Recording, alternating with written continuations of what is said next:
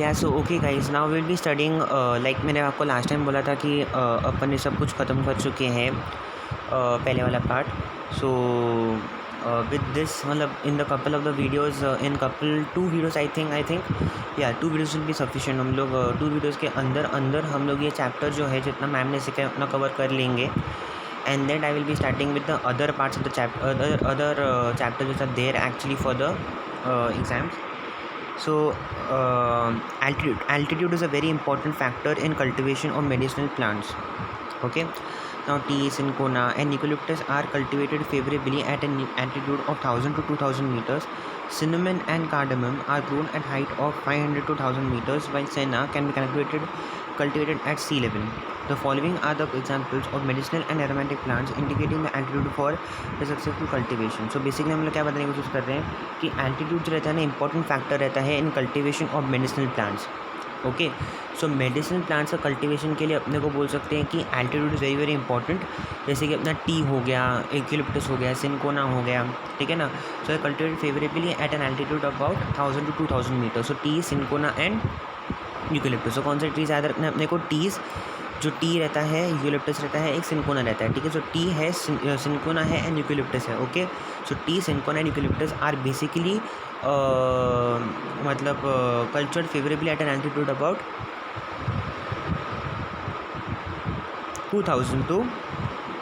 1000 to 2000 meters. Then cinnamon and cardamom are grown at a height of 500 to 1000 meters. Okay. Cinnamon and cardamom. तो cinnamon and cardamom जो रहता है ना 500 से 1000 तक बोल सकते हो. While senna can be cultivated at a sea level. Okay. तो sea level पे अपन कल्टिवेट कर सकते हैं senna को. Now the following are the examples of medicinal aromatic plants indicating the altitude for their successful cultivation. But अपन वो examples नहीं cover करने में अपन ऑलरेडी थोड़े बहुत examples पढ़ चुके हैं. Okay. Then comes temperature. Okay. अभी टेम्परेचर का क्या इसके अंदर रोल होता है? Temperature is a crucial factor controlling the growth, metabolism and thereby the yield of secondary metabolites of the plants. मतलब क्या हो रहा है कि क्रूशियल फैक्टर है controlling the growth, metabolism and thereby the yield of secondary metabolism. मतलब मतलब वो ग्रोथ भी at the same time control कर रहा है, मेटाबॉलिज्म भी कंट्रोल कर रहा है, and it is also able to मतलब control the yield of the secondary metabolites of the plants. Okay. मतलब it is able to control the growth, it is able to control the metabolism and it is also able to control the yield of the secondary metabolites. Okay. So yield जो रहता है ना secondary metabolites का yield. Okay. कितना मतलब secondary metabolites मिलने वाले, मतलब जो प्लांट्स अभी ऑफकोर्स प्राइमरी मेटाबोलाइट्स का यूज़ करके सेकेंडरी मेटाबोलाइट्स बनाएंगे तो उनका जो yield रहेगा, उनका जो yield पावर रहेगा, उनका मतलब कितना अपने को मिल रहा है उनसे, उसकी हम बात कर रहे हैं. Then we also talk about कि मतलब controlling the growth, metabolism and thereby the yield of secondary metabolites. Yes, also considering the metabolism also.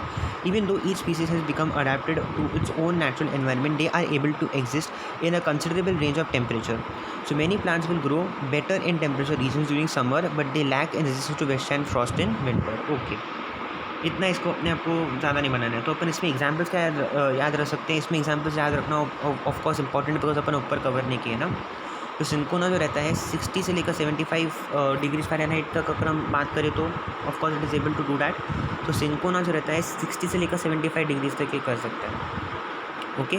So cinchona जो रहता है that is 60 to 75, then coffee is 55 to 70 and then tea that is 7 to 90 and cardamom that is 50 to 100 degrees Fahrenheit की बात करते हैं हम लोग. Okay.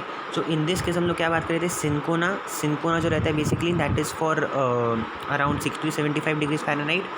Okay. 55 to 70. तो अपने याद कर सकते हो cinchona that is C for cinchona and coffee that is C from coffee. तो सिनकोना एंड कॉफ़ी. ओके. तो सिनकोना जो था वो 65 to 70 नहीं 60 to 75 था और जो दूसरा वाला है 55 to 70 था. ओके. तो ये रेंज आप याद रख सकते हो cinchona and coffee. Okay. 65 to 70 जो रहता है 60 to 75 जो रहता है वो क्या रहता है अपना सिनकोना, और कॉफ़ी जो रहता है that is 55 to 70. Okay. 60 to 75, 55 to 70 ऐसा याद रखते हैं. Then we come down to rainfall. अब for the proper development of the plant rainfall is required in proper measurements. Okay. तो अगर आप देखने की कोशिश करोगे ना इसमें ज़्यादा कुछ अपने को पढ़ने की ज़रूरत नहीं थी. तो नॉर्मल जो अपन बात करते हैं ना, नॉर्मल जो बातें अपन करते हैं, नॉर्मल जो लॉजिक से बातें करते हैं वही है. अभी सबसे पहले अपन ने जो फैक्टर पढ़ा था वो कौन सा था? वो हमने पढ़ा था एल्टीट्यूड को हमने पढ़ा टेम्परेचर। एल्टीट्यूड का अपने को सिर्फ एग्जाम्पल ज़्यादा रहना चाहिए, बाकी सब अपने को पता है कि क्या एग्जैक्टली उसका इम्प्लीकेशन है, क्या उसके एग्जैक्टली पॉइंट्स है, पर वो तो इंग्लिश में एलैबोरेट करने की हमारे पास क्षमता है। अपने को वहाँ पर एग्जाम्पल्स कौन से याद रखने थे कि 1000 से 2000 के हाइट में, 1000 से 2000 मीटर्स के हाइट में कौन कौन ग्रो होता है। यूकेलिप्टस है, यूकेलिप्टस है, then we have tea, we have cinchona. Okay, so tea, cinchona and eucalyptus है। फिर 500 से 1000 के बीच में कौन ग्रो होता है, that is your cinnamon. Then फिर अपना जो सी लेवल पे कौन ग्रो होता है, that is cardamom, sorry that is सेना। ओके, तो वैसे हम लोग को बातें करनी है। Okay, now in case of temperature also we had remember something that is 75 and 55 to 70. अच्छा, cinchona and coffee, so we had remember that. Then rainfall के केस के अंदर भी अपने को थोड़ा बहुत ही खाली रीड करेंगे, मैं ज़्यादा एक्सप्लेन नहीं करने की कोशिश करूँगा because we will not waste time on such things. अपने को और भी ज़्यादा इंपॉर्टेंट थिंग्स करने हैं। For the proper development of plant rainfall is required in proper measurement. Xerophatic plants like aloes do not require irrigation or rainfall. Xerophatic plants like aloes do not require irrigation or rainfall. So the effects of rainfall, मतलब जो aloes जैसे रहता है ना, aloes is an example of xerophatic plants which do not require rainfall or irrigation. The effects of rainfall on plants must be considered in relation to annual rainfall throughout the year with the water holding properties of the soil. Valuable results have been reported for the production of constituents under different conditions of rainfall. Excessive rainfall could cause a reduction in the secondary metabolites due to leaching of water-soluble substances from the plants. Okay, so one more important point आप क्या लिख सकते हो इसके अंदर कि क्या है कि कभी कभी क्या हो जाता है, एक्सेसिव रेनफॉल जो होता है ना, उसकी वजह say that is not basically good exactly for the plant, because उसकी वजह से जो आपके जो इंपॉर्टेंट सेकेंडरी मेटाबोलाइट्स जो बन जाते हैं, या जो दूसरे जो वाटर सोल्यूबल कॉन्स्टिट्यूएंट्स होते हैं, सब्सटेंसेस होते हैं जो प्लांट के अंदर बनते हैं, वो लीक हो जाते हैं। लीचिंग का मतलब होता है लीक हो जाना। ओके, प्लांट के दूसरे वाटर सोल्यूबल सब्सटेंसेस का निकल जाना की बात हम लोग कर रहे हैं। Then day length and daylight. Okay, so it has been proved that even the length of the day has an effect over the metabolites production. The plants that are kept in long day conditions may contain more or less amount of constituents when compared to the plants kept in short day. For example, peppermint has produced menthol and traces of menthofuran in long day conditions and only menthofuran in short day conditions. तो इसमें आप कैसे बोल सकते हो day length and day light के अंदर, तो day length and day light का क्या फ़र्क पड़ रहा है, किस पे फ़र्क पड़ रहा है, मेटाबॉलिज्म में फ़र्क पड़ रहा है। जब हम एल्टीट्यूड की बात करते थे तो हम लोग सब डायरेक्टली बात करते थे कि प्लांट की ग्रोथ को कौन सा इफेक्ट कर रहा है। हाँ, जब अपन एल्टीट्यूड की बात करते थे तो अपन क्या बोलते थे कि कल्टीवेशन के बारे में बात करते थे कि कौन सा प्लांट कौन से एल्टीट्यूड पे ज़्यादा ग्रो होता है। जब हम टेम्परेचर की बात कर रहे थे also we were talking about, then we were not talking about cultivation, then we were just talking about your growth, we were talking about metabolism of course. See, ठीक है, ये जो एल्टीट्यूड है ना, और जो आपका जो टेम्परेचर है, आपका जो रेनफॉल है, इसमें आप कुछ भी बोल सकते हो, इसमें आप मेटाबॉलिज्म, ग्रोथ, कल्टीवेशन कुछ भी बोल सकते हो। But when it comes to daylight and day length, उसके अंदर अपने को एक स्पेसिफिक एग्जाम्पल देने पड़ेंगे metabolism, because daylight and day length का सीधा सीधा असर जो रहता है वो मेटाबॉलाइट्स पे पड़ता है, सब्सटेंसेस पे पड़ता है, जो कॉन्स्टिट्यूएंट्स हैं हमारे बॉडी के अंदर उस पर पड़ता है। वही लिखा हुआ है। तो फॉर एग्जाम्पल पेपरमिंट जो रहता है मेंथोफ्यूरैन, मेंथॉन एंड मेंथॉल, ओके, ये 3 चीज़ें प्रोड्यूस करता है जब डे लॉन्ग होता है तब। Okay, but menthofuran only in conditions when it is a short day condition. Okay, जब शॉर्ट डेज होते हैं तो फिर वो मेंथोफ्यूरैन करता है, बट जब लॉन्ग डे कंडीशन होते हैं तब वो मेंथोन एंड मेंथोफ्यूरैन करता है। ओके, इतना रखना है अपने को। तो day length and day light का इफेक्ट कहाँ पर पड़ता है डायरेक्टली, अपने मेटाबॉलिज्म पे नहीं, अपना क्या किस पे पड़ता है, अपने मेटाबोलाइट से पड़ता है। मैं ऑफ कोर्स मेटाबॉलिज्म, सॉरी मैं भी क्या बोल रहा हूँ, मेटाबॉलिज्म पे पड़ता है, करेक्ट है। Then we talk about the development of plants very much in both the amount and intensity of the light they require.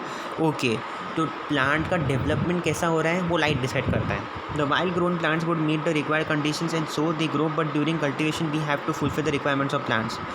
Okay, so अभी अपन ये जो लाइट का इफेक्ट पड़ता है ना डेवलपमेंट ऑफ द प्लांट के ऊपर, इसका एग्जांपल क्या ले सकते हो, नीचे वाला the lay light was found to increase the amount of alkaloids in belladonna. So again we can also say कि डे लाइट का इफेक्ट किस पे पड़ रहा है, on the constituents are made, the secondary metabolites that are made by the plants. तो belladonna के अंदर एल्कोलाइट्स की जो प्रेजेंस होती है, एल्कोलाइट्स का जो मात्रा होती है, उनकी मात्रा होती है, वो इफेक्ट हो जाती है with the help of the day light, stramonium, cinchona etcetera. then even the type of radiation too has an effect over the development and metabolites of the plant. So development के ऊपर तो of course पड़ ही रहा है, cultivation में तो of course पड़ ही रहा है, पर अपन ज़्यादा करके इस पर बात किसकी कर रहे हैं, day light and day length के अंदर अपन से मेटाबॉलिज्म की बात कर रहे हैं। दैट इज़ आपका मेटाबॉलाइट्स कैसे बन रहे हैं, कौन से टाइप के मेटाबॉलाइट्स यहाँ पर बन रहे हैं, उसी की बात हम लोग कर रहे हैं। तो हम लोग अभी एक बार रिवाइज कर लेते हैं। जब अपन ने एल्टीट्यूड की बात की थी तो अपन ने सिर्फ बात की थी कि भाई अपन ग्रोथ ऑफ द प्लांट्स कैसे हो रहा है, कल्टिवेशन ऑफ द प्लांट्स कैसे इफेक्ट हो रहा है। तो हम लोग बोलते हैं कि कौन सा एल्टीट्यूड जो है प्लांट्स प्रेफर करते हैं। जैसे अपने एग्जांपल्स दिए थे 1000 से 2000 तक अपना जो अगर देखना है, that can be cinchona, that can be eucalyptus, okay. But जब हम बात करते हैं 500 से 1000 की, तब आ जाता है हमारा कार्डमम, ओके। और जब हम बात करते हैं इसकी सी लेवल की बात करते हैं, तब हम बात करते हैं सेना की। So this is the altitude preference for the different plants. जब हम बात करते थे टेम्परेचर की, तो हम बात करते हैं 60 to 75 डिग्री फ़ारेनहाइट जो है वो सिंकोना ले लेता है, और जो कॉफ़ी है वो उसको ज़रूरत पड़ती है 55 से लेकर 70 डिग्री फ़ारेनहाइट की टेम्परेचर की।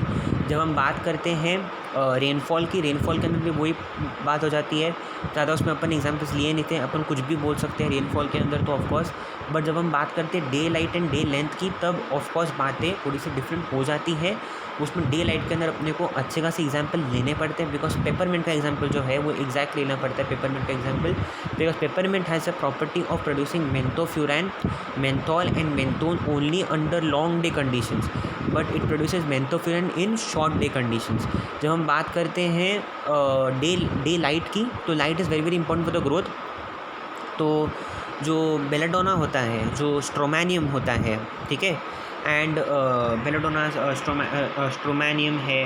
दूसरा कौन सा एग्जांपल अपन ने लिया था, सिंकोना, या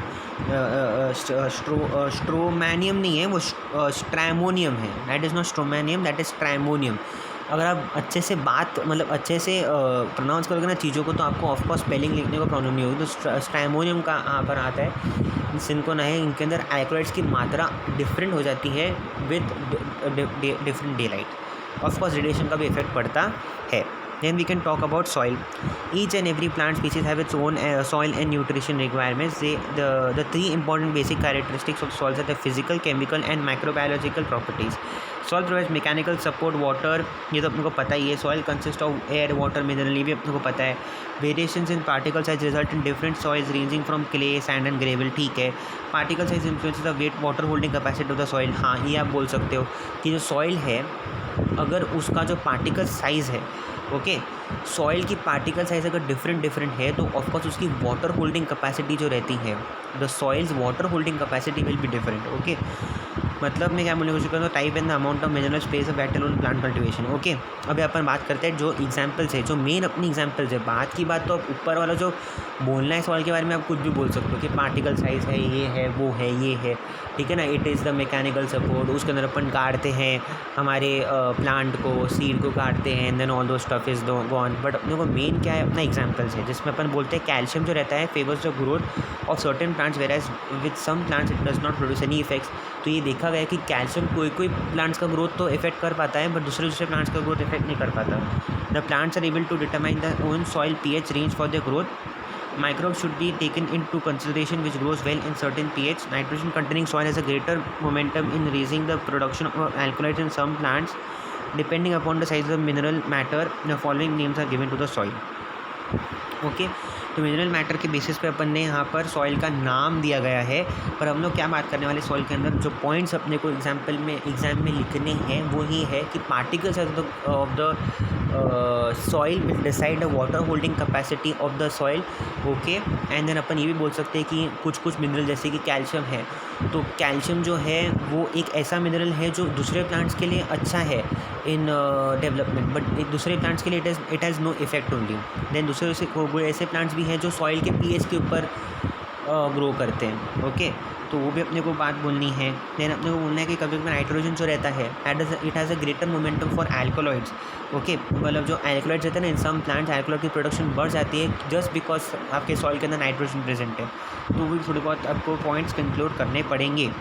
लेस देन 0.02 मिलीमीटर्स का अगर सॉइल हुआ, मतलब पार्टिकल साइज हुई, तो हम बोलते हैं फाइन क्ले, कोर्स क्ले और silt, fine sand and coarse sand. Okay, so आपको याद रखना है that is your fine clay, coarse clay और स्लिट, और we can say fine sand and coarse sand. So fine clay पहले आ जाता है. पहले आप दो, आपकी जो पहले दो हैं वो क्ले के ऊपर है. तो सबसे पहले तो अपन छोटे वाले को लेंगे, दैट इज़ फाइन क्ले. ठीक है, देन फाइन का हो गया पार्ट, फिर अपन कोर्स के लिए बात करते हैं. फिर तीसरा वाला क्या रहेगा, फाइन सैंड, फिर कोर्स सैंड. सिंपल. तो आपका कैसा रहेगा कि less than 0.02 millimetres, then 0.02 millimetre से लेकर 0.02 मिलीमीटर्स. ठीक है, आपने ये सब कर दिया. देन 0.02 से लेकर 0.2 पॉइंट का फ़र्क है, दैट्स इट.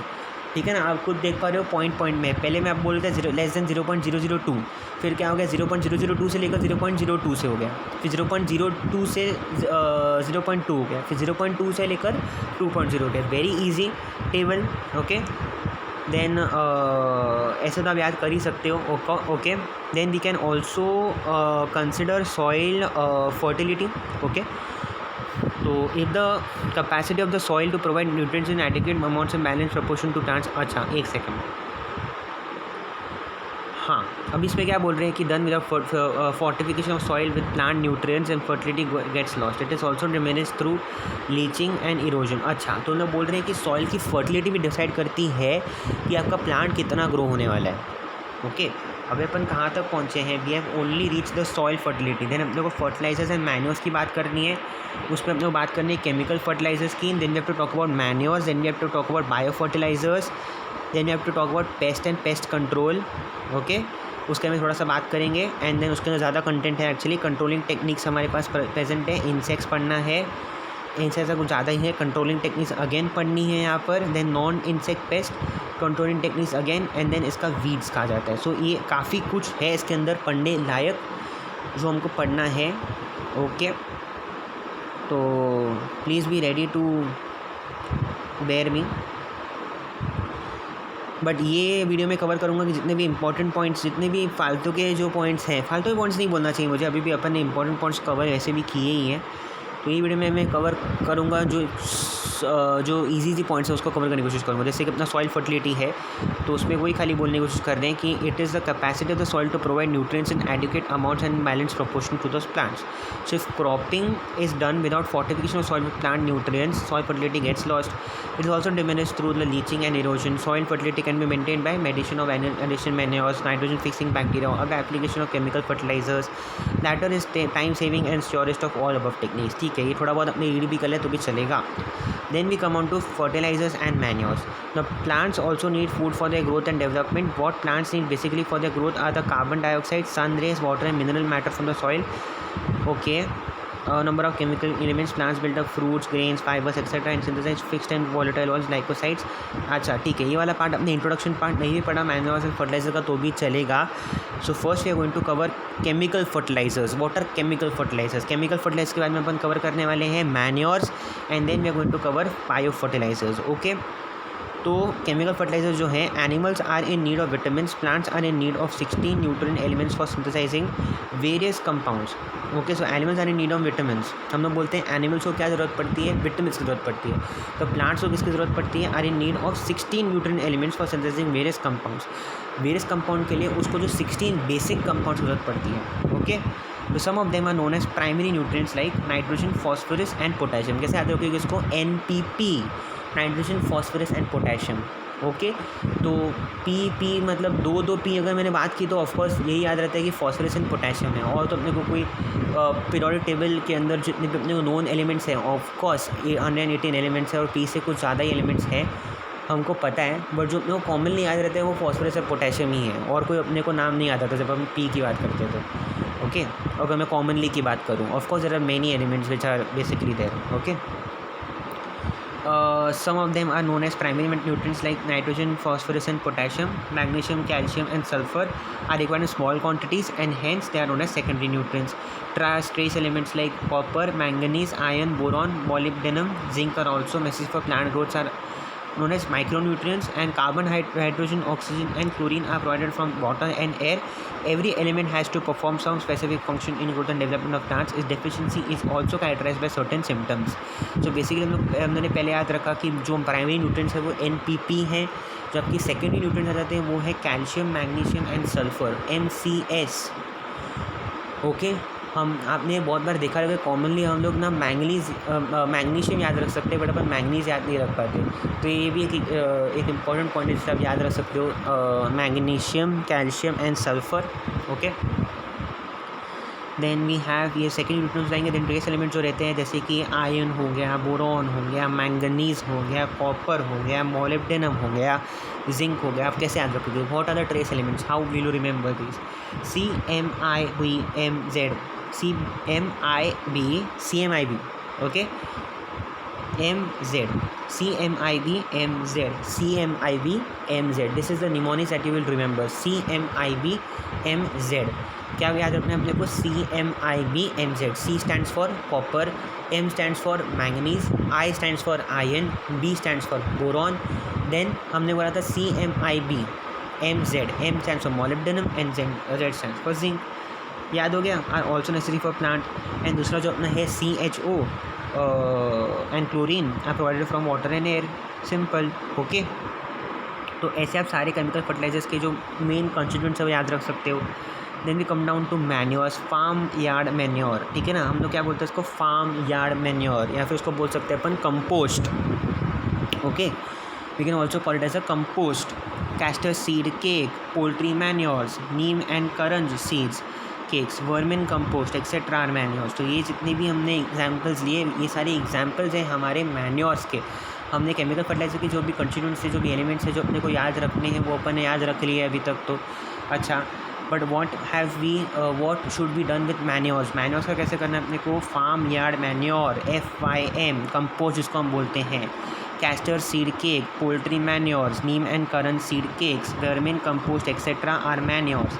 ऑयल केक, ठीक है ना, तो अपन बोल सकते हैं कैस्टर सीड केक. तो कैसे याद रखोगे? FYM जो है एक आपको याद रखना है, कैस्टर सीड केक याद रखना है अपने को, पोल्ट्री मैन्योर्स याद रखना है अपने को, नीम याद रखना है, एंड करंज सीड केक्स याद रखना है.